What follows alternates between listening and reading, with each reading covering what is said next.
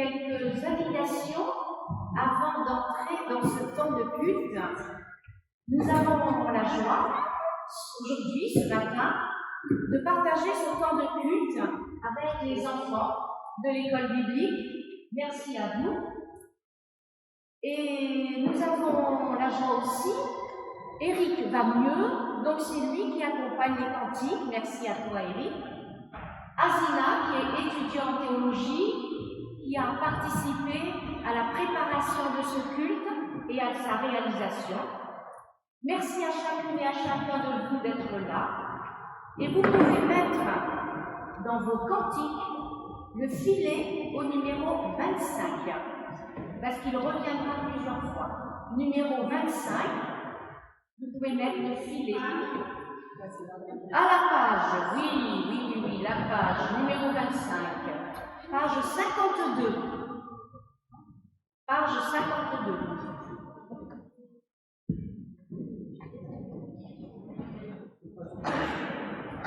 Et je vous invite à un temps de recueillement en faisant silence en nous, en écoutant la musique.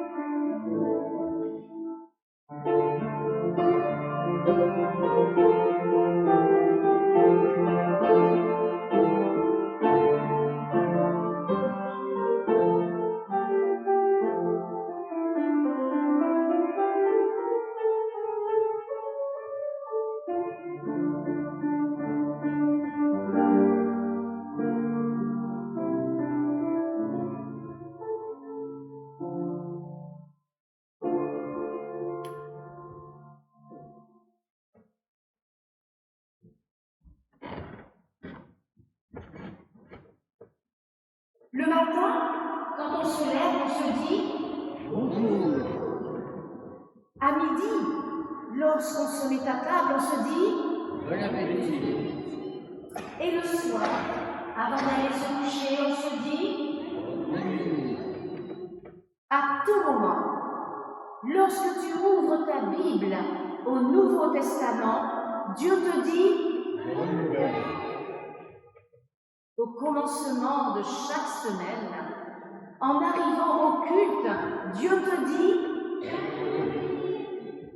« Alors oui, Seigneur, accorde-nous ce matin de puiser à la source de ton évangile pour raviver notre foi, pour ranimer notre confiance en toi et pour réveiller notre espérance.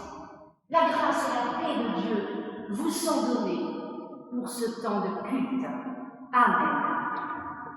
Et je vous invite à prendre le numéro 12-16 à la page 191, page 191, et nous chanterons les 3 strophes. Page 191.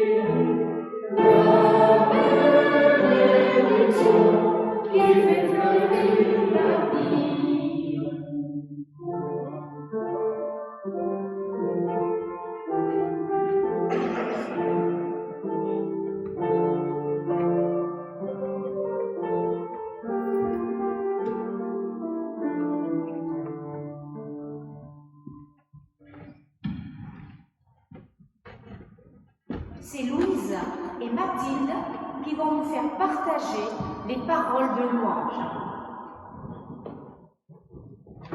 Loué sois-tu, Seigneur, pour l'amour tendu de ton Fils Jésus-Christ vers nous. Loué sois-tu, Seigneur, pour la nourriture que tu nous donnes dimanche après dimanche. Loué sois-tu, Seigneur, pour ta création qui nous entoure et qui embellit notre environnement. Loué sois-tu, Seigneur, pour ta présence rassurante, même au temps du creux de mal. Loué sois-tu, Seigneur, car tu apaises là où la tempête gronde. Merci, Seigneur, pour la transparence de ton amour pour chacun et chacune d'entre nous. Amen. Et je vous invite à chanter le numéro 4107, page 570, les strophes 1 à 3, page 570.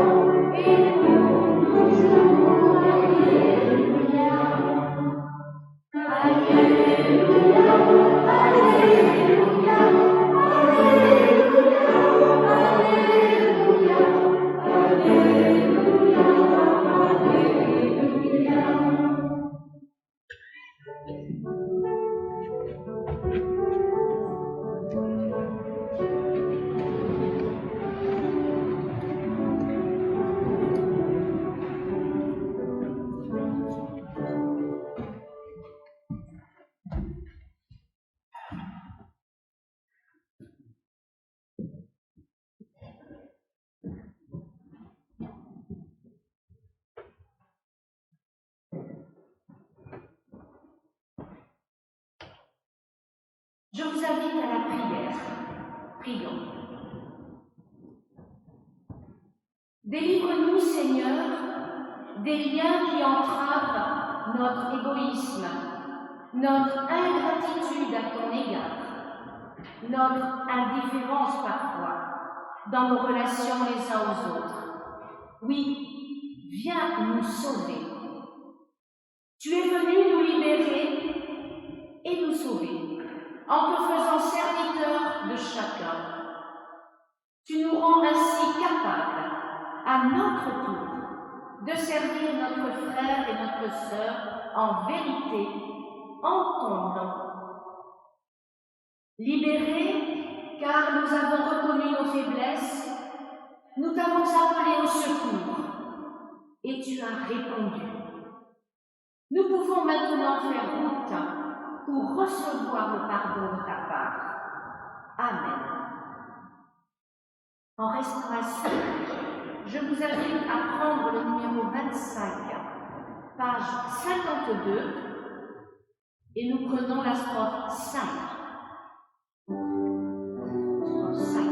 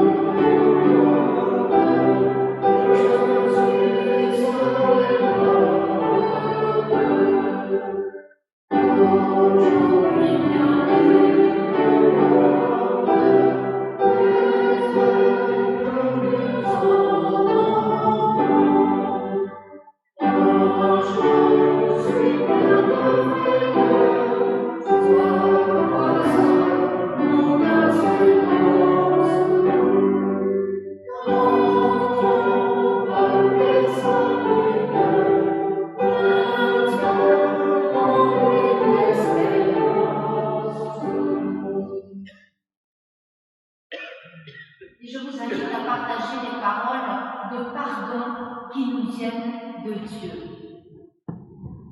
Ma sœur, mon frère, en Jésus-Christ, le monde est libéré du péché. Rien ne peut nous séparer de l'amour de Dieu. Il nous donne de croire qu'en toute impasse s'ouvre un passage. L'homme de Nazareth se fait lui-même chemin pour toi, pour moi, pour nous. Il ouvre en nos cœurs des chemins de vie, de confiance et d'espérance. Amen. Et pour ceux qui peuvent, je vous invite à vous lever pour chanter la strophe 2 du même cantique. La strophe 2.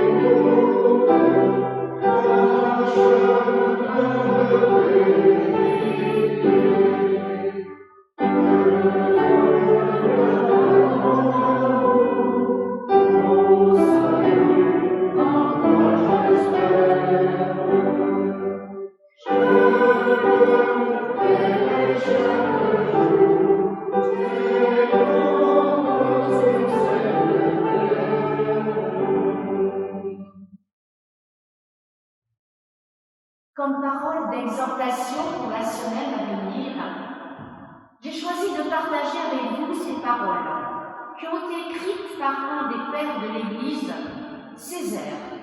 Il est né en 470 dans la région de Chalon-sur-Saône. Il était gaulois, ordonné prêtre à Alès, dont il deviendra évêque en 503.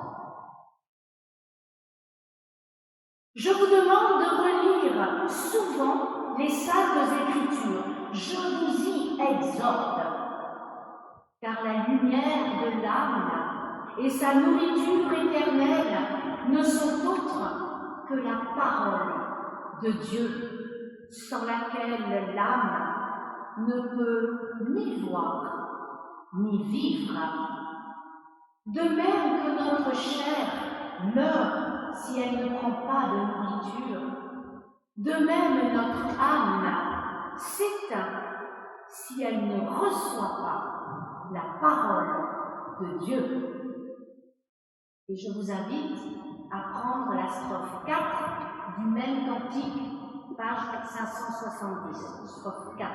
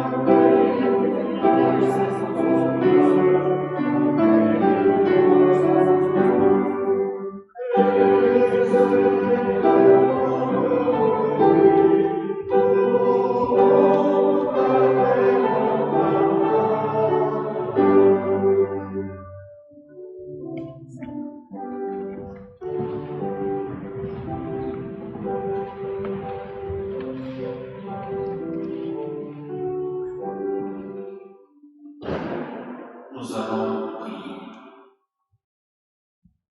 Seigneur, notre Dieu, plein de grâce et de paix, nous nous rassemblons devant toi avec des cœurs ouverts, prêts à recevoir ta parole vivante et vivifiante. Et ton Esprit Saint illumine nos pensées afin que ta parole pénètre profondément en nous transformant à ton image. Fortifie celle qui la proclame afin qu'elle parle avec puissance et humilité. À nous, des enfants, qu'un esprit de discernement et de réceptivité nous soit donné. Dans le nom précieux de Jésus-Christ, notre Seigneur et notre Guide,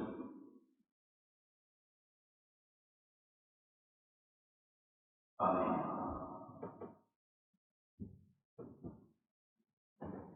Nous allons lire les Écritures, 3 textes du Premier Testament.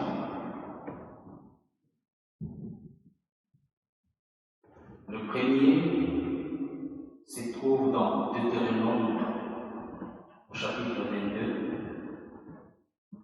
le verset 22 à 24. De Deutéronome 22 à 24. Si l'on surprend un homme en train de coucher avec une femme mariée, les 2 complices doivent être mis à mort, l'homme aussi bien que la femme. Vous ferez ainsi disparaître le mal du milieu d'Israël.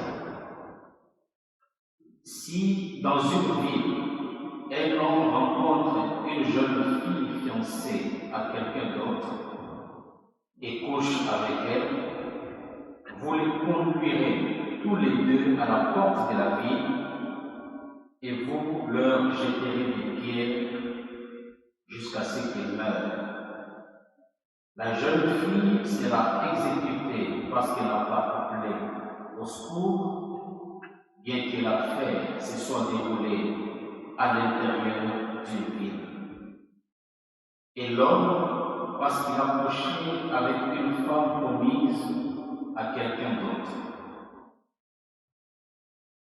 Le deuxième texte, c'est Lévitique, le chapitre 20, le verset 10. Lévitique, le chapitre 20, 10e verset. Si un homme commet l'adultère avec la femme d'un de ses compatriotes, les 2 coupables doivent être mis à mort. 3e texte, et ce sera le dernier. Ésaïe 43, le verset 18, 19 et 21. Ésaïe 43, les versets 18, 19 et 21.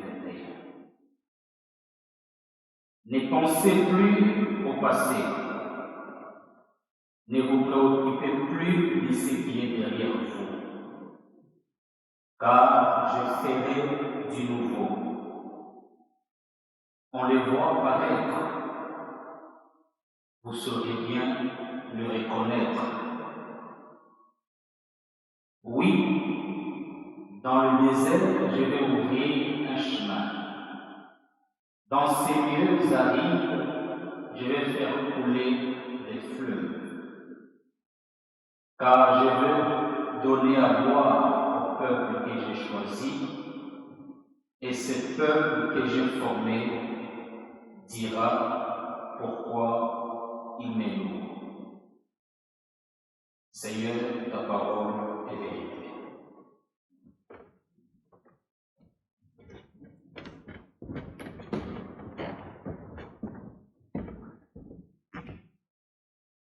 Et le dernier texte biblique se trouve dans l'évangile de Jean, au chapitre 8, les versets 1 à 11. Ensuite, chacun s'en alla dans sa maison. Mais Jésus se rendit au mont des Oliviers. Tôt le matin, il retourna dans le temple et tous les gens s'approchèrent de lui. Il s'assit et se mit à leur donner son enseignement. Les maîtres de la loi et les pharisiens lui amenèrent alors une femme qu'on avait surprise en train de commettre un adultère. Ils la placèrent devant tout le monde et dirent à Jésus, « Maître, cette femme a été surprise au moment où elle commettait un adultère. Moïse nous a ordonné dans la loi de tuer de telles femmes à coups de pierre.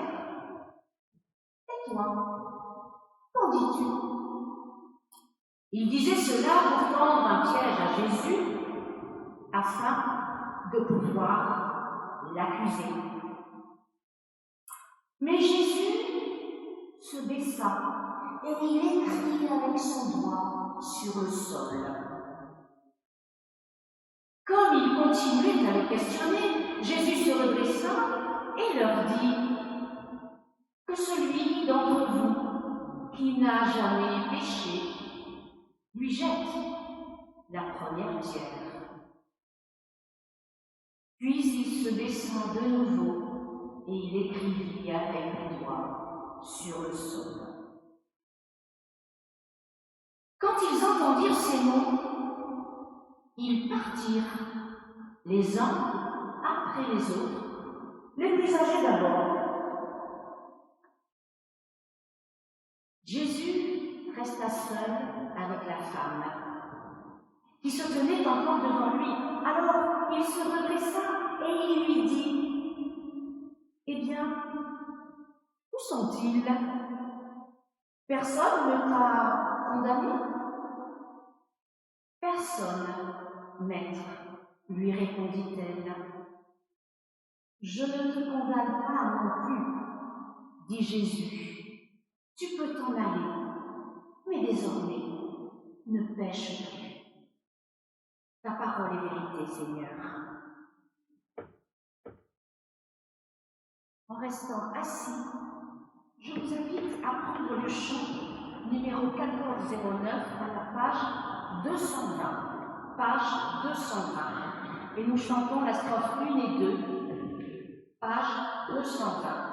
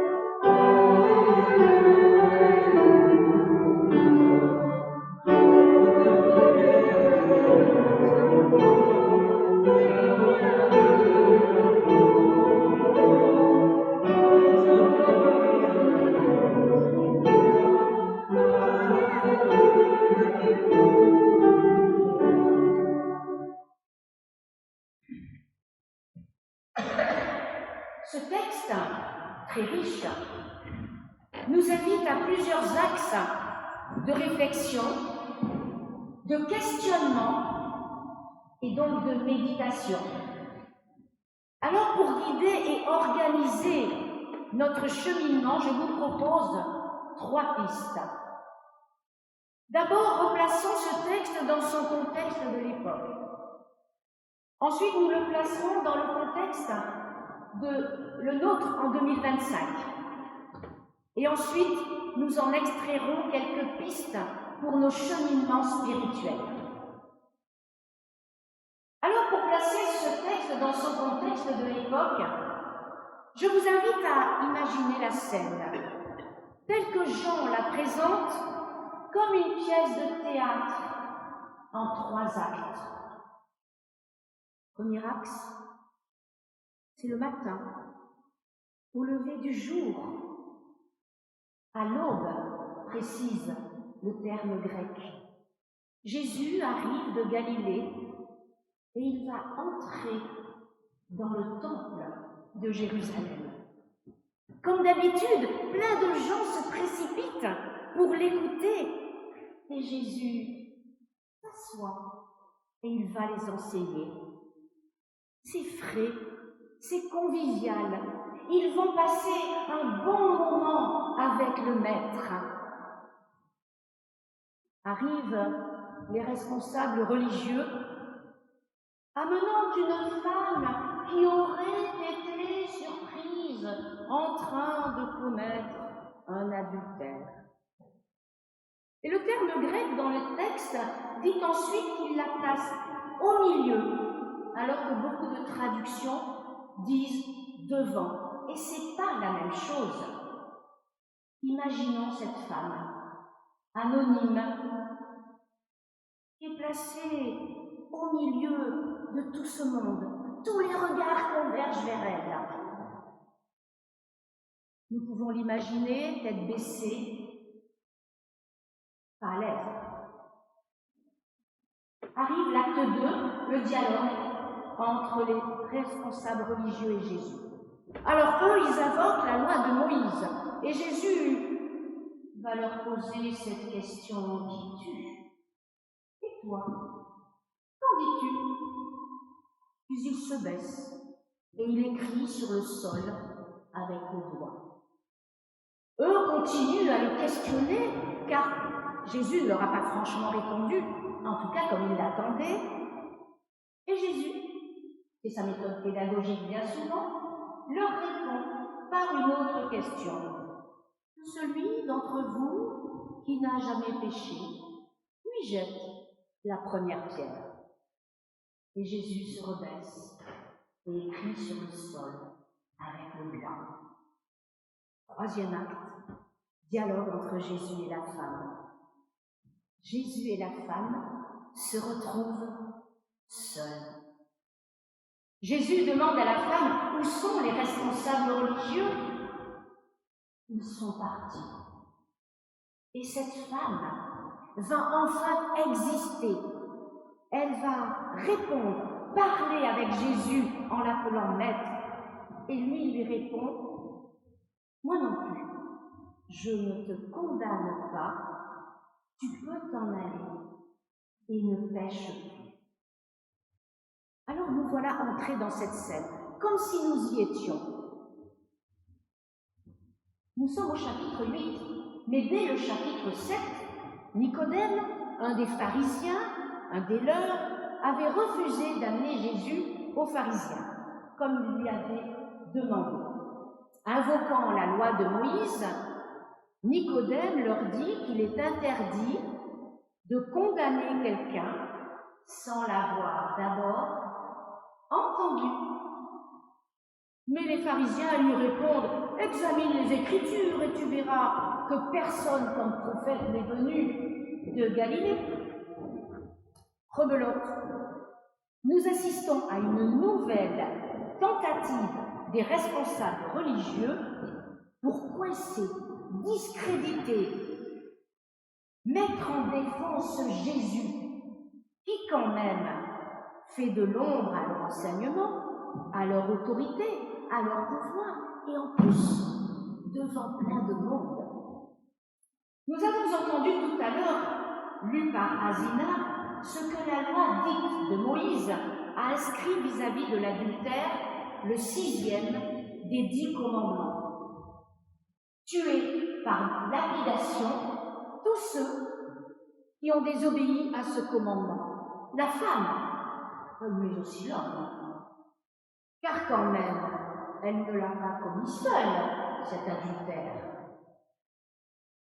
Et leur question posée à Jésus est sans surprise, puisque nous savons qu'il cherchait à prouver que ce Jésus ne pouvait en aucun cas être le Messie attendu et promis par les prophètes. Il devait donc vérifier et le discréditer parce que manifestement, Jésus n'a pas répondu comme il le voulait à la loi de Moïse. Face au conflit, à un problème relationnel, à une remise en question de son autorité, Jésus a une réaction qui m'intéresse. Il ne se laisse pas démonter. Il ne s'agit pas pour se défendre ou défendre la femme, ni lui dire « où est l'homme avec lequel tu aurais été surprise en train de commettre cet adultère ?» Non, Jésus va tranquillement, enfin je l'imagine, s'adresser par 2 fois à eux, 1 par des questions et 2 en se baissant et en écrivant sur le sol avec le doigt. Bref, Jésus les renvoie à leur métier, à leur responsabilité, à leur statut. Ils connaissent la loi. Alors que vont-ils oser dire à haute voix devant tout le monde réuni? Et d'ailleurs, s'ils ne répondent pas, qu'est-ce que cela veut dire? Le texte ne nous le dit pas. Cela veut donc dire que l'essentiel est ailleurs. Il va les inviter à se déplacer, à se mettre avant tout sur le registre du péché. Car il sait bien que tout humain est amené à pécher, à désobéir aux commandements donnés.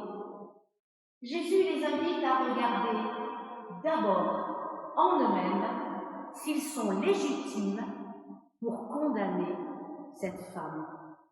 Et par 2 fois, Jésus a cette réaction bien connue et mise en pratique dans les problématiques de relations interpersonnelles. Il va se dégager de ce face-à-face dans lequel chacun des protagonistes est enfermé, emprisonné. Il se baisse et il écrit avec le doigt sur le sol. Jésus se dissocie de ce combat dans lequel les responsables religieux veulent l'enfermer. Il va les engager à relire en eux-mêmes comment interpréter et mettre en œuvre la loi de Moïse. Jésus refuse d'entrer dans la logique de l'accusation. Et en peu de mots, l'auteur souligne que les chefs religieux partent l'un après l'autre, les plus âgés d'abord. Jésus va alors pouvoir s'intéresser à cette femme, la faire exister, s'adresser à elle en se redressant, en position d'égal à égal, pour engager avec elle un dialogue libérateur. Et nous arrivons à notre deuxième axe, placer ce texte dans notre contexte en 2025. Alors, je ne sais pas vous, mais moi, ce texte me fait penser aux trop nombreuses situations dénoncées par l'action des chrétiens pour l'abolition de la torture, Amnesty International, Médecins du Monde et bien d'autres encore, qui interviennent face à des situations de violence faites aux femmes, aux hommes, aux enfants dans bien des pays. Mais la France n'est pas exempte, car face aux problématiques de discrimination, de harcèlement, de violence en tout genre, notamment sexuelle, les humains utilisent toujours des arguments de morale, de loi qui date, de pouvoir, etc., pour condamner leurs semblables. Ce texte nous invite à ne pas réduire l'enseignement de Jésus au prisme d'un adultère commis, en conséquence d'une condamnation à mort par une loi qui date, mais bien plutôt, comme le fait Jésus, de prendre le temps d'interroger toutes ces nouvelles pratiques, ou ces pratiques à la lumière de l'annonce de la bonne nouvelle enseignée par Jésus. Face à un détournement des commandements de Jésus, qui se nomme péché, désobéissance, éloignement, nous sommes invités à nous baisser. Geste d'humilité, peut-être aussi, à écrire sur le sol, peut-être pour imprégner une nouvelle manière de se situer face à un frère, à une sœur, à vivre de cette grâce donnée et reçue en étant témoin dans nos prises de parole, dans nos votes, dans les pétitions signées, dans nos regards posés, dans la main tendue, etc., etc. Jésus a ainsi manifesté contre la peine de mort. Quel humain peut être autorisé à condamner à mort son prochain? Certes, la vie des humains sur terre a besoin d'être encadrée par des lois. Il y a donc la double loi, la loi des hommes et celle de la société de Dieu. Et les professionnels de la justice sont amenés, dans le cadre de leur métier, à se confronter à un dilemme face à ce que Jésus enseigne. Et Jésus ne récuse pas la loi de Moïse.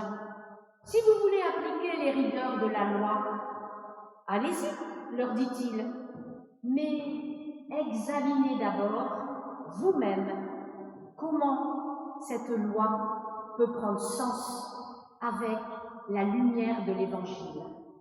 Voilà à quoi Jésus nous invite. Parce que si une application de la loi est aberrante et qu'elle ne tient plus compte du respect de l'être humain, même pécheur, alors là, nous devons réagir et agir. Jésus refuse d'enfermer le pécheur dans son passé malheureux parce qu'il le regarde avant tout comme quelqu'un, un frère, une sœur, à qui un avenir nouveau peut s'ouvrir. Il n'a pas dit que l'adultère était permis par la loi, mais Jésus table sur le changement de celui à qui on décide de faire confiance.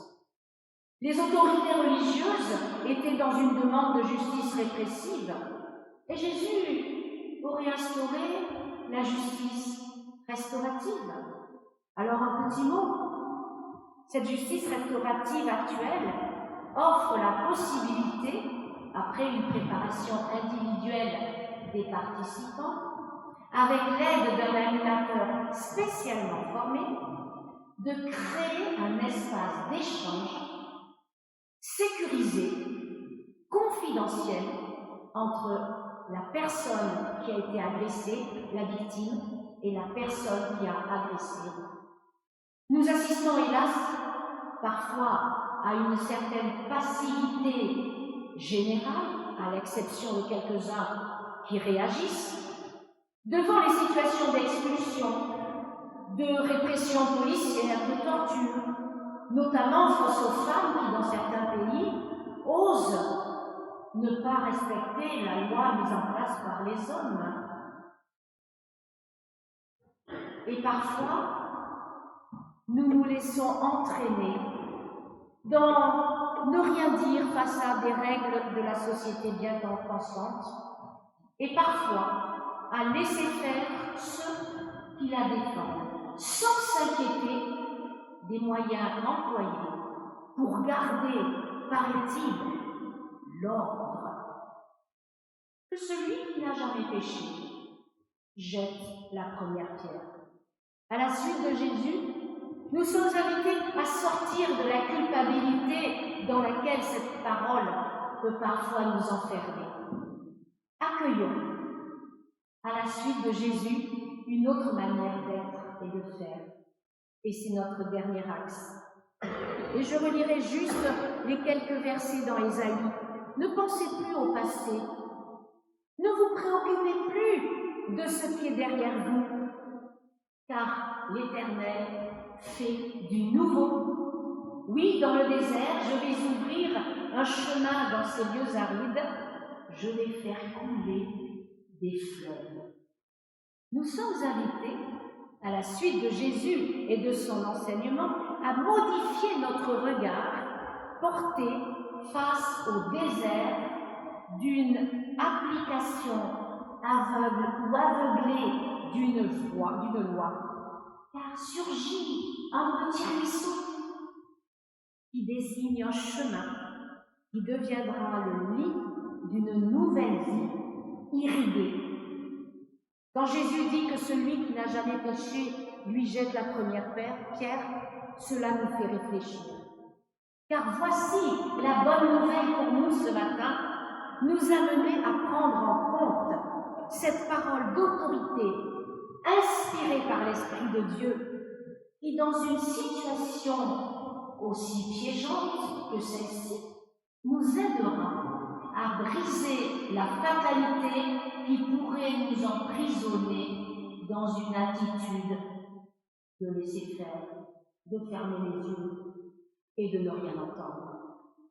Ne faut-il pas que nous, chrétiens, soyons capables de laisser couler cette autorité en nous, de la laisser s'activer quand nous serons confrontés dans une situation telle pour agir avec l'autorité bienveillante de Jésus.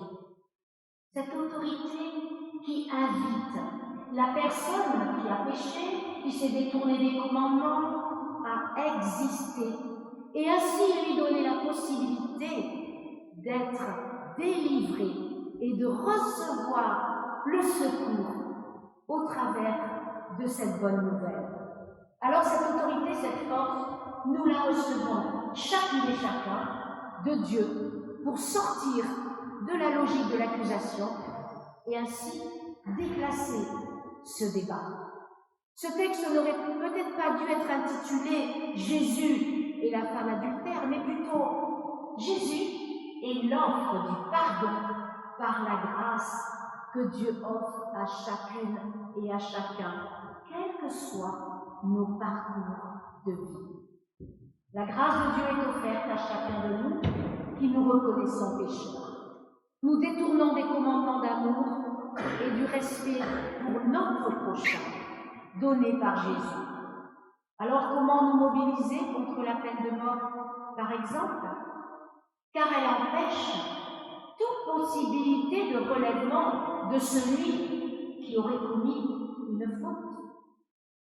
Ne sommes-nous pas invités à veiller à ce que nos églises et nos communautés, déjà, n'apparaissent pas comme soucieuses de défendre des grands principes abstraits parfois, mais plutôt que nous manifestions la miséricorde et l'espérance du Christ envers toute personne dont la conduite déviante a souvent pour origine le désespoir, la solitude, l'indifférence.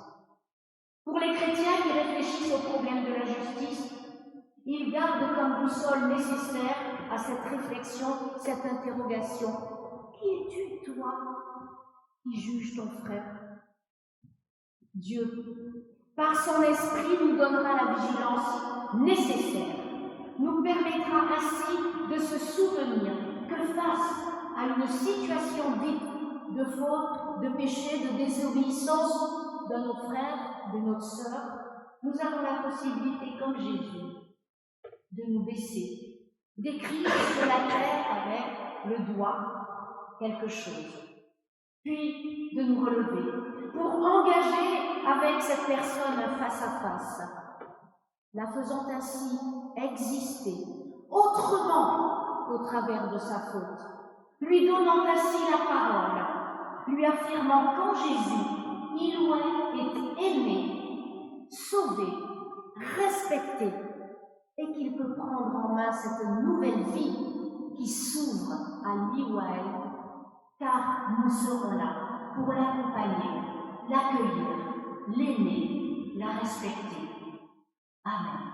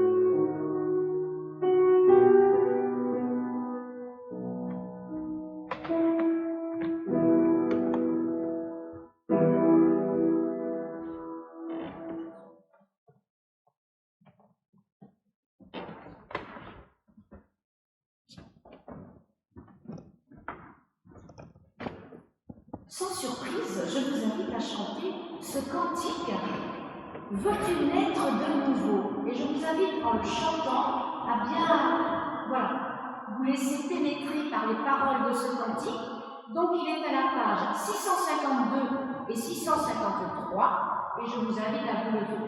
43-14, 652, 653, et nous prendrons les 3 strophes.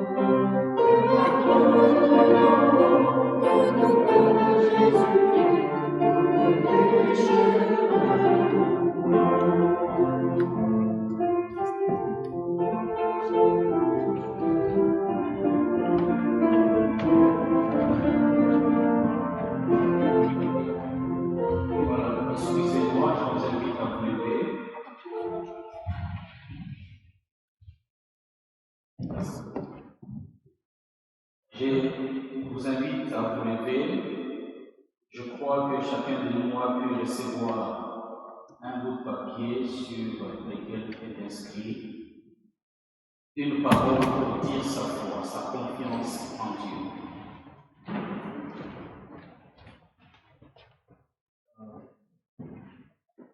Voilà, si vous ne l'avez pas reçu, nous nous excusons. La prochaine fois, il y aura plus de copies. Néanmoins, vous pouvez être à côté de votre voisin.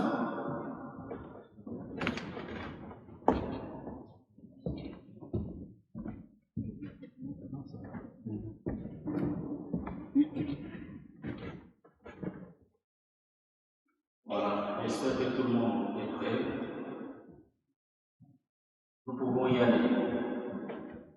Oh, toi qui es notre Seigneur, toi qui sais diriger les projets moulins, toi qui fais voler les oiseaux d'une mer sud, toi qui conduis les navires pour qu'ils suivent leur route, toi qui fais paître les agneaux du roi, notre Dieu, rassemble ceux qui, dans la simplicité, s'élèvent des enfants. Toi qui règnes dans les cieux, toi la parole du Très-Haut, notre Père qui soutient l'univers, toi le maître des sagesses, toi les rocs sur qui nous bâtissons, toi l'éternelle joie de la race mortelle, Jésus, toi le Sauveur. Tu es le berger, le laboureur, le gouvernail du navire, les membres du cheval, l'aile qui porte au ciel. Que nos chants te soient agréables, que nos hymnes montent vers toi, ô Christ notre roi, pour que nous vivions ensemble selon ta volonté. Formons une chorale de paix, nous qui sommes nés du Christ, nous le peuple à qui tu donnes ta sagesse, et chantons d'une même voix les dieux de la paix. Au nom du Père, du Fils et du Saint-Esprit. Amen. Nous pouvons ensemble chanter le cantique 51-11, page 827, page 827, et nous les chanterons 2 fois.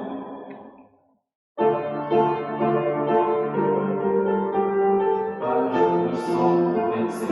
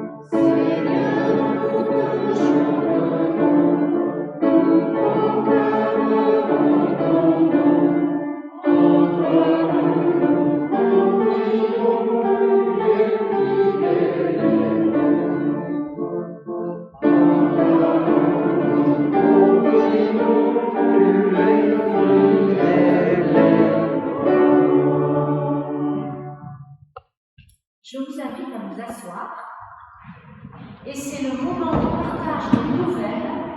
Donc je ne sais pas si... Et maintenant vous allez avoir droit à une surprise. C'est les enfants qui vont animer ce temps. Donc tout est prêt, chef. Ok, là je les aurais dit. Moi.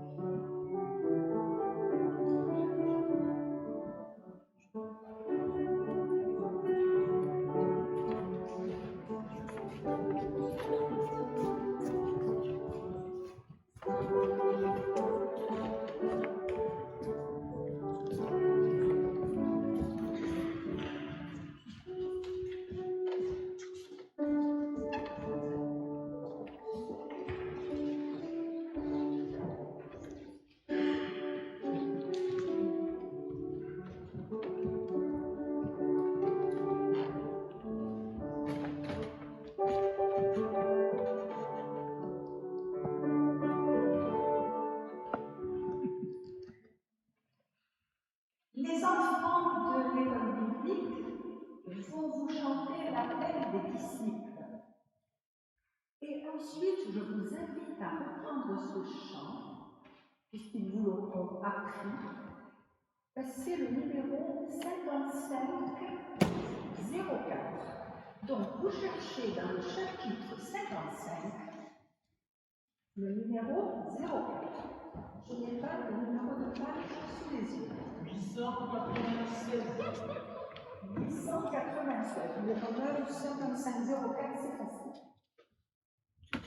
Et vous le préparez, et maintenant nous allons entendre les enfants.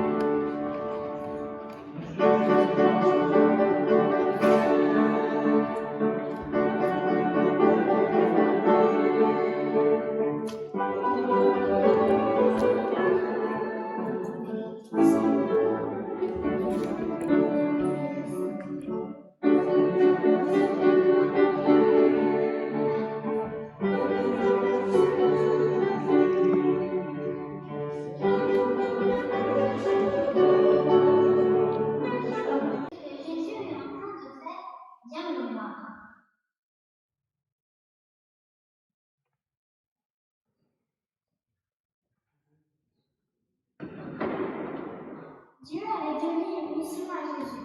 Tout le monde venait entendre ce qu'il disait. Tout le monde venait voir ce qu'il faisait. Les gens amenaient les malades et Jésus les guérissait. Bonne nouvelle, disait Jésus. Dieu m'a envoyé pour apporter une bonne nouvelle. Une bonne nouvelle pour ceux qui sont pauvres. Une bonne nouvelle pour ceux qui sont en prison. On les libérera. Une bonne nouvelle pour ceux qui ne peuvent pas voir. Bientôt leurs yeux s'ouvriront. Le temps est venu pour Dieu de sauver son peuple et de lui donner la sécurité. Jésus était debout sur la plage au bord du lac. Le lac de Galilée était si grand qu'on le dit la mer. Il regardait les pêcheurs en train de nettoyer leur filet. Jésus appela Pierre et André. Venez avec moi, vous attraperez de plus beaux poissons. Jésus appela Jacques et Jean. Venez avec moi, vous attraperez de plus beaux poissons. Jésus ne voulait pas parler des poissons dans le lac. C'est des hommes et des femmes qui parlaient. Ils voulaient que Pierre et André, Jacques et Jean viennent raconter à tout le monde la bonne nouvelle de Dieu. C'est eux que Jésus avait choisis en premier comme amis. Matthieu assis à sa table.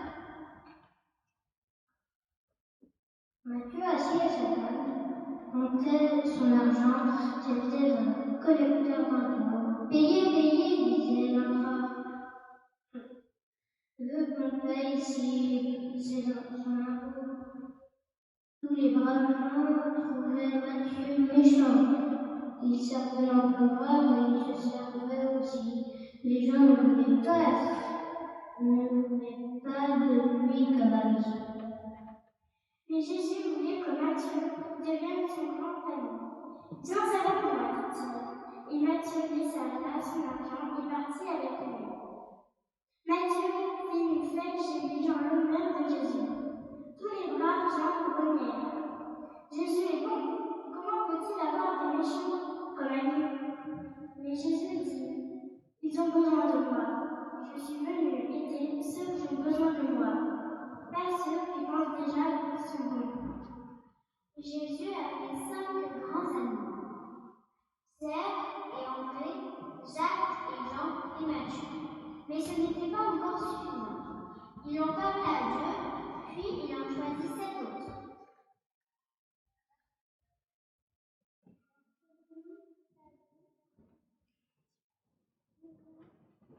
Jacques,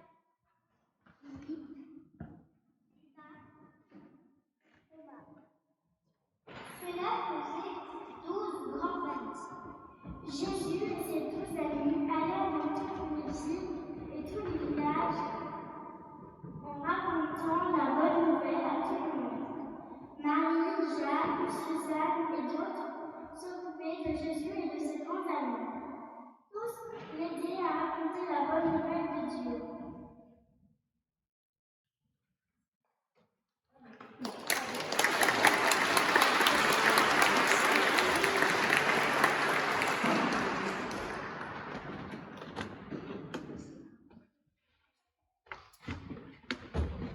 Eh bien, grâce aux enfants, vous avez pu revisiter cette partie de catéchisme que vous avez sûrement oubliée. Donc, merci à eux. Ils nous ont parlé de l'appel des apôtres, vous avez tout compris. Nous entrons dans le temps de l'offrande que j'introduis avec ce verset des Proverbes. Honore le Seigneur en lui offrant une part de tes revenus. Donne-lui le meilleur de tes récoltes. Tes greniers seront remplis de blé et tes tonneaux déborderont de vin. C'est un nom beau, hein, les Proverbes. L'espérance que nous avons affirmée, nous la confirmons maintenant dans nos actes. Et Dieu aime que notre don soit joyeux et généreux.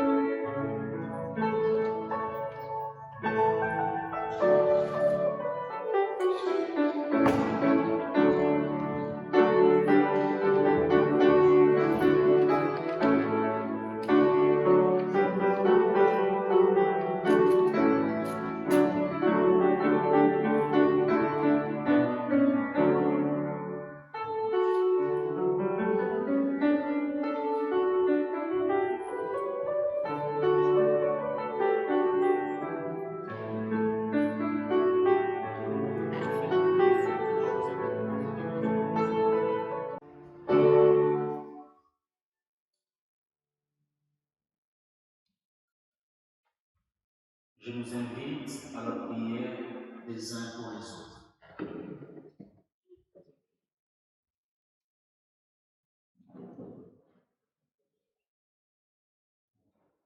Merci Seigneur pour la récolte de cette offrande qui sera mise au service de l'annonce de ta parole. Source de bonnes nouvelles pour chacune de tes créatures. Dieu d'amour et de miséricorde, nous nous adressons à toi en ces jours, portant les joies et les peines de notre humanité. Nous te prions pour ceux qui souffrent dans leur corps et dans leur âme. Accorde-leur ta guérison et ta paix. Pour ceux qui sont dans le deuil, entoure-les de ton amour réconfortant. Nous prions pour les dirigeants de notre monde, que ta sagesse les guide dans leurs décisions pour consolider la justice et la paix. Bénis les familles, les enfants et les personnes seules, que chacun trouve en toi un soutien fidèle. Nous te remettons toutes nos prières, celles exprimées à voix haute et celles qui demeurent dans les secrets de nos cœurs. Et ensemble, nous t'adressons cette prière que notre Seigneur Jésus-Christ nous a laissée. Notre Père, qui es aux cieux, que ton nom soit sanctifié, que ton règne vienne, et ta volonté soit faite sur la terre comme au ciel. Donne-nous aujourd'hui notre pain de ce jour. Pardonne-nous nos offenses, comme nous pardonnons aussi à ceux qui nous ont offensés. Et ne nous laisse pas entrer en tentation, mais délivre-nous du mal, car c'est à toi qu'appartient le règne, la puissance et la gloire pour les siècles des siècles. Amen.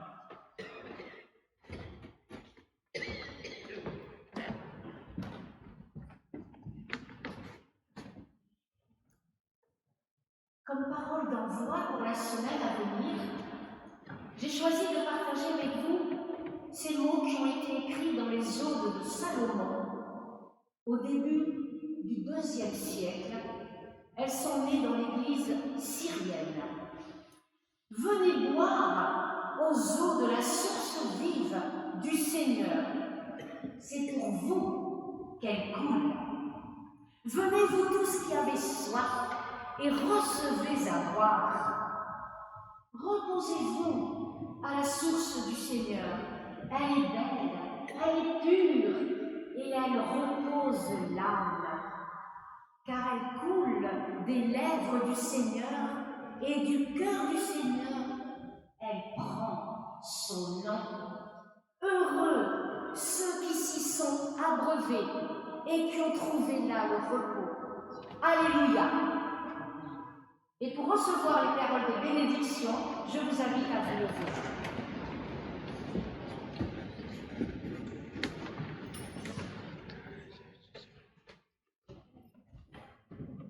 Prions le Seigneur.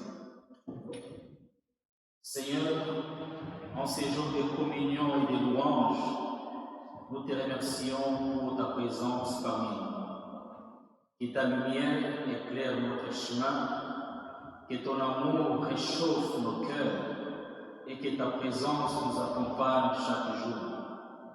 Accorde-nous la force de vivre selon ta parole et de témoigner de ta grâce autour de nous.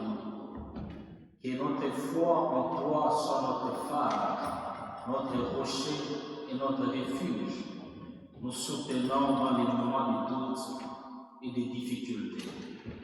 Que la bénédiction de Dieu Père, Fils et Saint-Esprit soit sur nous et il demeure à jamais. Amen. Et nous vous invitons à chanter le cantique 67 à la page 80. Page 80.